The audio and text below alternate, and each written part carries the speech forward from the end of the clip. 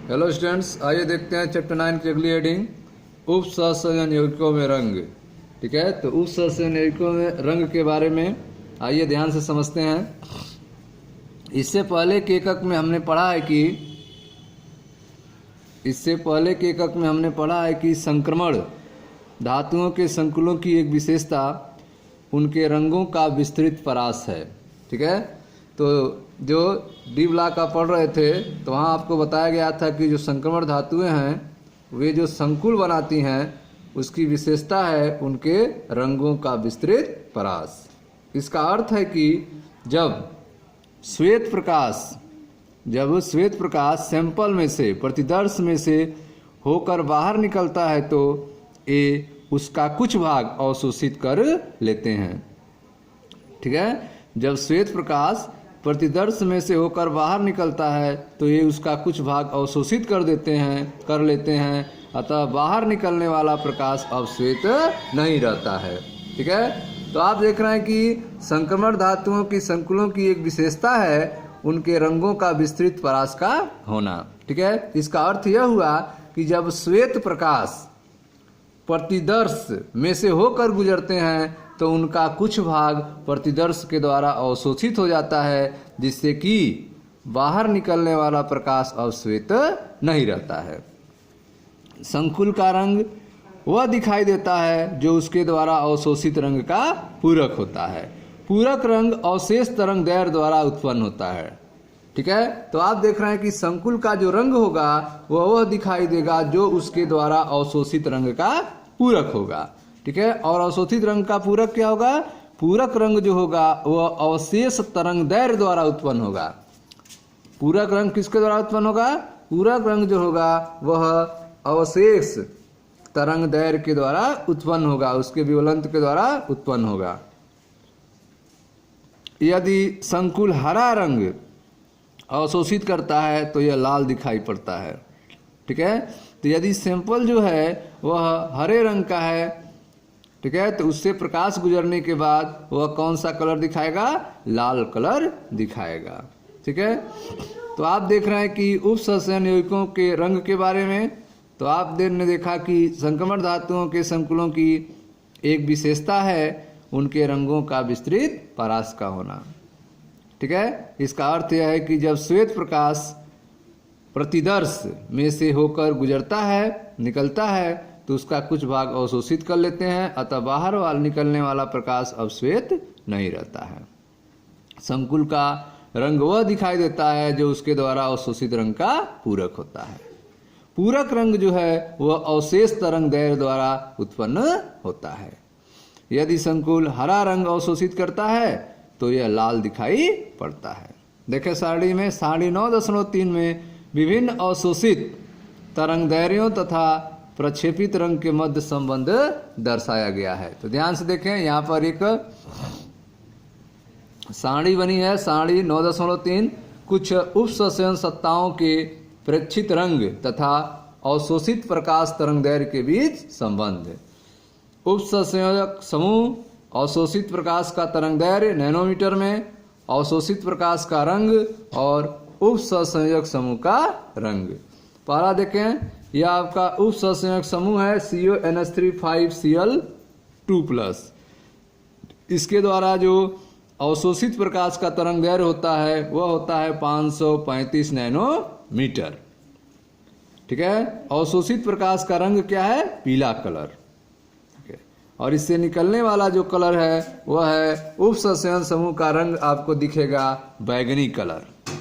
ठीक है, इसी तरह से CONH3 5H2O3+ का जो अवशोषित प्रकाश का तरंग दैर्घ्य है वह 500 नैनोमीटर है और अवशोषित प्रकाश का रंग जो है वो नीला हरा है और उप सहसंयोजक समूह का रंग आता है लाल।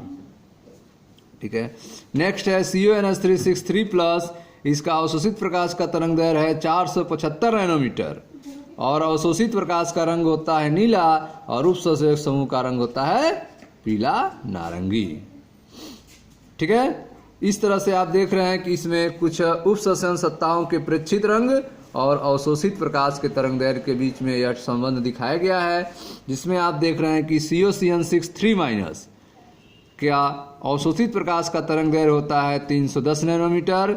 अवशोषित प्रकाश का रंग होता है पराबैंगनी, अर्थात दृश्य प्रक्षेत्र नहीं है, ठीक है, यह दृश्य में नहीं दिखाई देगा। और उस संयोजन समूह का रंग आता है हल्का पीला।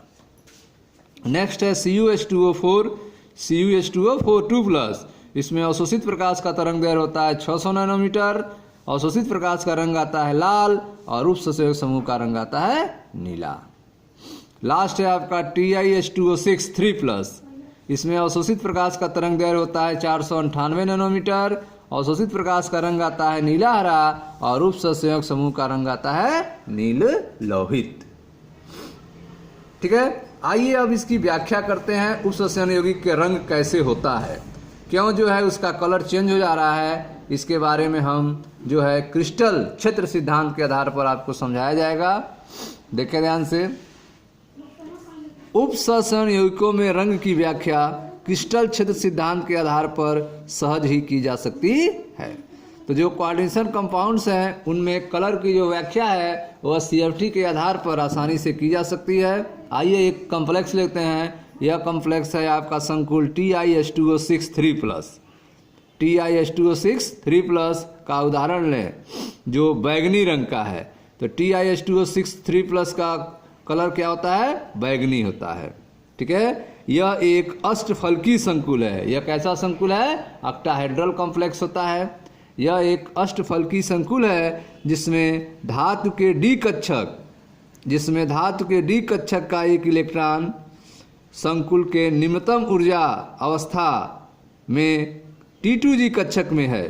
ठीक है, तो आप देख रहे हैं कि जो कॉम्प्लेक्स TiH2O6 3+ है इसका कलर बैगनी होता है और यह एक अष्टफलकी संकुल होता है जिसमें धातु के डी कक्षक का एक इलेक्ट्रॉन जो है वह संकुल के निम्नतम ऊर्जा अवस्था में अर्थात T2G कक्षक में होता है।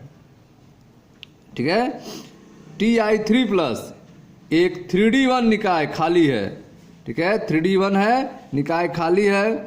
इलेक्ट्रॉन जो एक है वह किस अवस्था में है? T2G अवस्था में अर्थात निम्नतम ऊर्जा वाली अवस्था में है। ठीक है, इस इलेक्ट्रॉन के लिए उपलब्ध अगली उच्च अवस्था रिक्त Eg कक्षक है। ठीक है, जो इसकी अगली उच्च अवस्था वाला कक्षक होता है जो खाली है वह कौन सा है? Eg कक्षक है। यदि संकुल पीले हरे क्षेत्र के ऊर्जा के संगत प्रकाश का अवशोषण करे, ठीक है, यदि यह संकुल जो है पीले हरे क्षेत्र की ऊर्जा के संगत प्रकाश का अवशोषण करे तो इलेक्ट्रॉन जो है T2G स्तर से Eg स्तर पर उत्तेजित हो जाता है। ठीक है, अर्थात जो T2G1 Eg0 है वह अब हो जाता है T2G0 Eg1। इसके फलस्वरूप संकुल बैगनी दिखाई देता है। ठीक है, तो इलेक्ट्रॉन के उत्तेजित हो जाने के कारण अब आप देख रहे हैं कॉम्प्लेक्स का कलर चेंज हो जाता है। अब यह कलर कैसा हो गया? बैगनी कलर का हो गया। ठीक है, कब होगा बैगनी कलर? जब संकुल पीले हरे क्षेत्र के ऊर्जा के संगत प्रकाश का अवशोषण करेगा, तब उसका कलर बैगनी आएगा। ठीक है, इसको क्रिस्टल क्षेत्र सिद्धांत पर आधार पर समझाएंगे आप। क्रिस्टल क्षेत्र सिद्धांत यह मानता है कि उप संयोजकों का रंग इलेक्ट्रॉन के dd संक्रमण के कारण होता है। क्रिस्टल फील्ड सिद्धांत में यह माना गया है कि जो कोऑर्डिनेशन कंपाउंड्स होते हैं उनका कलर जो है वह इलेक्ट्रॉन के dd संक्रमण के कारण होता है। तो देखते हैं यहाँ पर, यह देखें ध्यान से, यह आपका TiH2O6 3+। TiH2O6 3+ में एक इलेक्ट्रॉन का संक्रमण। ठीक है, यह आप देख रहे हैं मूल अवस्था है जिसमें एक इलेक्ट्रॉन है, किसमें है? T2G में एक इलेक्ट्रॉन है और Eg क्या है? खाली है। इसकी ऊर्जा अधिक है Eg की। ठीक है, जब जो है यह संकुल पीले हरे क्षेत्र के ऊर्जा के संगत प्रकाश का अवशोषण करेगा तो इलेक्ट्रॉन जो है वह T2G स्तर से Eg स्तर में उत्तेजित हो जाएगा। ठीक है, तो आप देख रहे हैं यह ऊर्जा का अवशोषण कर रहा है जिससे उत्तेजित अवस्था में आप देख रहे हैं इलेक्ट्रॉन T2G स्तर से कहां पहुंच गया है? Eg स्तर में। ठीक है, तो इस तरह से आप देख रहे हैं कि dd संक्रमण के कारण जो है कलर चेंज हो जा रहा है और कलर क्या हो रहा है? बैगनी कलर हो रहा है। यह ध्यान देना महत्वपूर्ण है कि लिगैंड की अनुपस्थिति में क्रिस्टल क्षेत्र विपाटन नहीं होता, अतः पदार्थ रंगहीन होता है। ठीक है, अगर लिगैंड नहीं रहेगा, लिगैंड की अनुपस्थिति होगी तो उसमें क्रिस्टल क्षेत्र विपाटन नहीं होगा और उस अवस्था में पदार्थ क्या होता है, कलरलेस होता है, रंगहीन होता है। ठीक है, एक उदाहरण देखते हैं, TiH2O6Cl3 TiH2O6Cl3 को गर्म करने पर इसमें से जल निकल जाने के कारण यह रंगहीन हो जाता है।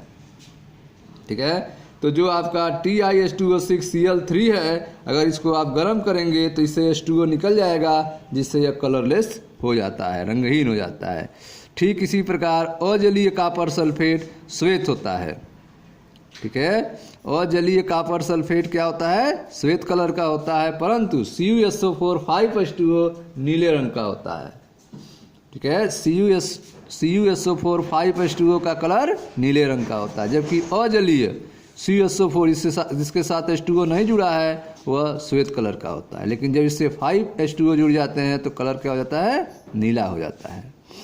संकुल के रंग पर लिगैंड के प्रभाव को, ठीक है, संकुल के रंग पर लिगैंड के प्रभाव को NiH2O6 के उदाहरण द्वारा दर्शाया जा सकता है, जो निकेल सेकेंड क्लोराइड को जल में विलय करने पर बनता है। ठीक है, तो अगर जो है आप संकुल के रंग पर लिगैंड का प्रभाव देखना चाहते हैं तो इसके लिए एक उदाहरण है NiH2O6 इसमें निकल सेकेंड क्लोराइड को जल में विलय करने पर बनता है यदि इसमें धीरे धीरे द्विदंतुर लिगैंड, ठीक है, अर्थात इथेन 1,2 डाईएमीन जिसको ईएन से लिखते हैं, यह क्या है, द्विदंतुर लिगैंड है।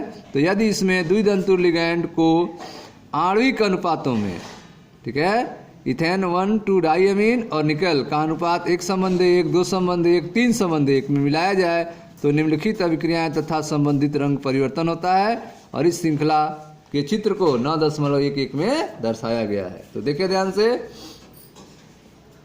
अब देख रहे हैं आप इथेन 1,2 डाईएमीन और निकेल के अनुपात को मिलाया जा रहा है। पहले 1:1 अनुपात में मिला रहे हैं, ये आपका है NiH2O6 एक्वा सोल्यूशन, ये आपका इथेन 1,2 डाईएमीन का एक्वा सोल्यूशन 1:1 अनुपात में। कलर आप देख रहे हैं हरा है, जब इसको मिलाते हैं तो कलर जो होता है हल्का नीला हो जाता है। ठीक है, हल्का नीला कलर हो गया NiH2O4, ठीक है, En2+, कलर क्या हुआ, हल्का नीला। ठीक है, देखिए ध्यान से, NiH2O4 En, ठीक है, En, हाँ, यह है आपका NiH2O4 En2+ एक्वा सोल्यूशन, यह कलर आपका हल्का नीला हुआ। ठीक है, अब इसको मिला रहे हैं 2:1 के अनुपात में। ठीक है, NiH2O4 En2+ aqueous plus En aqueous, ये आपस में मिलकर कलर हो जा रहा है NiH2O2 En2+ नीला, नील लोहित कलर प्लस 2H2O, कलर क्या हो गया, नील लोहित कलर। देखिए ध्यान से, यह कलर है आपका NiH2O4 En2+, यह आपका नील लोहित कलर। अब जो कंपोजिशन कर रहे हैं 3:1 के अनुपात में मिला रहे हैं, En और Ni को 3:1 के अनुपात में मिला रहे हैं। NiH2O En2+ और En अनुपात क्या है, 3:1 के अनुपात में मिलाते हैं तो बनता है आपका बैगनी कलर, NiEn2+ प्लस 2H2O, बैगनी कलर। ठीक है, तो ध्यान से देखें, यह आपका बैगनी कलर है NiEn2+, यह बैगनी कलर। ठीक है, यह कलर आप देखें NiH2O6 इसका कलर आप देख रहे हैं, यह कलर है आपका। तो इस तरह से आप देख रहे हैं कि कलर जो है वह आणविक अनुपात पर डिपेंड कर रहा है कि जब NiH2O6 यह देखें इसका यह कलर होता है। ठीक है, जब इसमें आप एथेन 1,2 डाईएमीन को अलग अलग आणविक अनुपात में मिलाते हैं तो अलग अलग कलर चेंज होता है। पहले आप देख रहे हैं जब 1:1 में मिलाते हैं तो हल्का नीला कलर आता है, 1:1 के अनुपात में मिलाते हैं तो आप देख रहे हैं कि हल्का नीला कलर आता है। ठीक है, जब 2:1 के अनुपात में मिलाते हैं तो नीला नील लोहित कलर आता है। ठीक है, और जब जो है 3 संबंध 1 के अनुपात में मिलाते हैं तो बैगनी कलर आता है। ठीक है, यह निकल सेकेंड संकुलों के जली विलयन में एथेन 1,2-डायमीन लिगैंड के बढ़ते हुए अनुपात को यहाँ पर दिखाया जा रहा है और कलर चेंज हो रहा है। ठीक है, तो यह था आपका उप सहसंयोजन यौगिकों में रंग के बारे में। ठीक है, अब यहाँ पर देखें कुछ यहाँ पर रत्नों के रंग यहाँ पर दिए गए हैं, इसको भी देख लेते हैं। इसी में देख लो ध्यान से। तो आपको देखा कि क्रिस्टल क्षेत्र सिद्धांत यह मानता है कि उप सहसंयोजन यौगिकों का रंग जो होता है वह इलेक्ट्रॉन के डी संक्रमण के कारण होता है। ठीक है, जब इसमें संक्रमण होता है तो इलेक्ट्रॉन जो है T2G स्तर से Eg में चला जाता है, जिससे उसका कलर चेंज हो जाता है। यहाँ देखें कुछ रत्नों के रंग। संक्रमण धातु आयन के डी कक्षकों के बीच, संक्रमण धातु आयन के डी कक्षकों के बीच इलेक्ट्रॉनों के संक्रमण से रंग का उत्पन्न होना हमारे दैनिक जीवन में अक्सर दिखाई पड़ता है। ठीक है, तो आप देख रहे हैं कि संक्रमण धातु आयन के डी कक्षकों के बीच अर्थात डी संक्रमण। ठीक है, संक्रमण धातु आयन के डी कक्षकों के बीच इलेक्ट्रॉनों के संक्रमण से रंग का उत्पन्न होना हमारे दैनिक जीवन में अक्सर दिखाई पड़ता है। जैसे माणिक्य, रूबी में यह को वाला फिगर आप देख रहे हैं, यह माणिक्य का फिगर है, रूबी है। ठीक है, इसमें लगभग 0.5 से 1% तक क्रोमियम 3+ आयन होता है, जो D3 ठीक है युक्त एल्युमिनियम ऑक्साइड Al2O3 है, जिसमें Al3+ के स्थान पर Cr3+ आयन कहीं कहीं बेतरतीब स्थित रहते हैं। ठीक है, हम इन्हें एल्यूमिना के जालक में समाविष्ट अष्टफलकी क्रोमियम 3rd संकुल के रूप में देख सकते हैं।